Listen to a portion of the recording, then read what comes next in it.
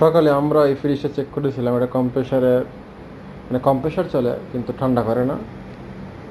যখন আমরা চেক করেছি তখন দেখেছি যে কম্প্রেসারের মধ্যে প্রেশার নাই, মানে পাম্পিং নাই।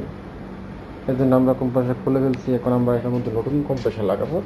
নতুন কম্প্রেসার লাগানোর আগে আমরা যে কাজগুলো করি সেটা হচ্ছে, এই দেখতে পাচ্ছেন একটা সেকশন পাইপের মধ্যে আমরা একটা চার্জিং লাগিয়েছি। এখান দিয়ে আমরা গ্যাস দিব, আর এই যে ক্যাপেলার আছে এখানে আমরা কাটবো। এই দিক দিয়ে আমরা কী করবো, চেম্বার যে ভিতরে যে কন্ডেন্সার আছে সেটা পরিষ্কার করব। কে কীভাবে ভিতরের কন্ডেন্সার পরিষ্কার করো কমেন্ট করে বলো।